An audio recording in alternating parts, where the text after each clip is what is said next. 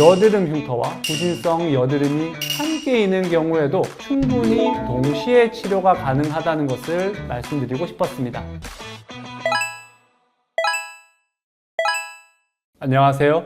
흉터 지워주는 한의사들의 로담한의원 수원점 이상엽 원장입니다.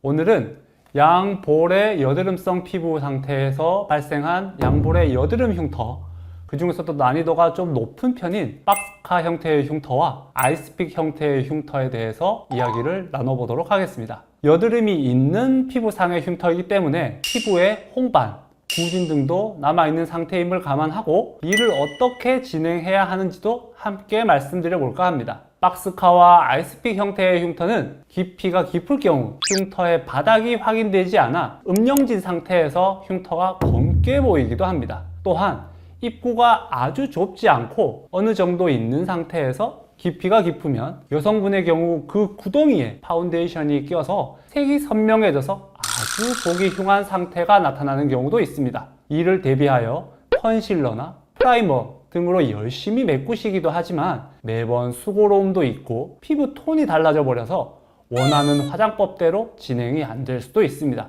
여러모로 불편함이 많은 상황이죠. 따라서 이런 피부의 경우 흉터를 차곡차곡 잘 채워서 메우는 것이 가장 효과적인 치료 방법이라 할 수 있겠습니다. 또 아까 말씀드렸던 피부의 홍반, 구진, 면포 등이 발생한 여드름성 피부의 경우에는 염증이 피부에 내재되어 있는 상태이므로 이 염증도 동시에 잘 제어하면서 시술해야 합니다. 제가 설명드린 피부와 가장 비슷한 사례를 먼저 살펴보도록 하겠습니다. 이분은 20대 후반의 여성분으로 20대 초반부터 발생한 여드름이 흉터를 만들었고 심하지는 않지만 여드름으로 인해 피부가 꽤나 울긋불긋한 상태로 내원하셨습니다. 꾸준히 피부과를 다니면서 여드름 치료를 받아오셨지만 흉터가 지속적으로 생기고 있는 상황이라 더 이상 지체할 수 없어 여드름과 흉터를 동시에 치료하고자 저희 병원에 찾아오시게 되었습니다.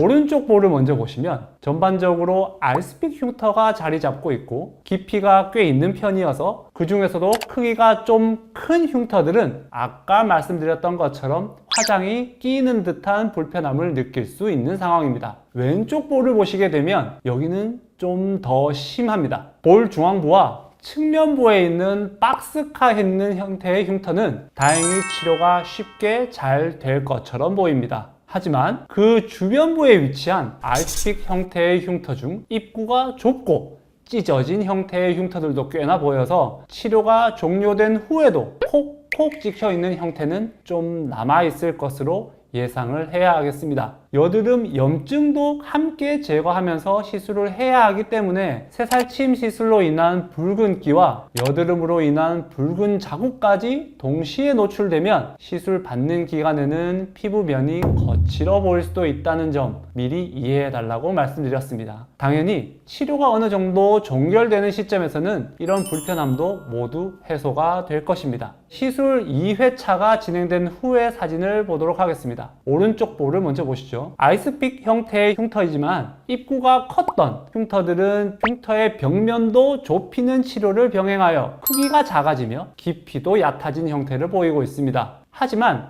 대부분의 아이스픽 흉터들은 큰 변화가 없는 상태입니다. 깊이가 얕아지는 과정에서 아직 바닥이 보이지 않아서일 뿐 사실 바닥은 잘 차오르고 있는 겁니다. 이 과정에서 입구가 벌어지며 흉터가 커져 보이는 과정이 생길 수도 있지만 바닥이 잘 차오르고 있다면 걱정하실 필요는 없겠습니다. 왼쪽 볼도 오른쪽 볼과 상황은 비슷합니다. 바닥이 명확히 보이던 박스카 형태의 흉터들은 깊이가 조금 얕아져 보이고 있지만 아이스픽 형태의 흉터들이나 깊이가 깊어 바닥이 잘 보이지 않는 흉터들은 화장이 여전히 끼는 상태에서 붉은기가 생겨서 오히려 여드름이 더 심해진 듯한 인상을 주고 있지만 실제는 다릅니다. 여드름으로 인한 구진들이 진정되면서 울퉁불퉁한 것들이 매끄러워지고 있으며 피부 결은 정돈되어 흉터만 잘 채워진다면 보기는 훨씬 나아질 것입니다.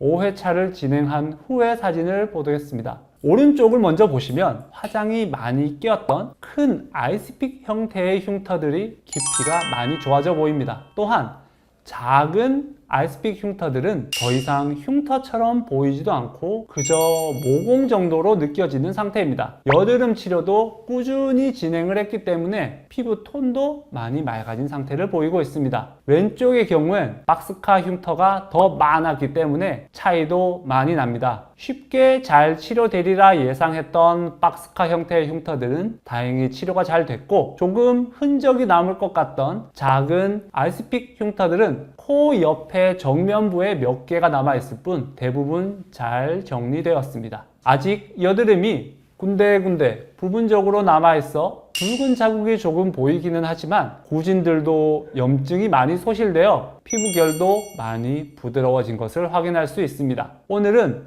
여드름 흉터와 구진성 여드름이 함께 있는 경우에도 충분히 동시에 치료가 가능하다는 것을 말씀드리고 싶었습니다.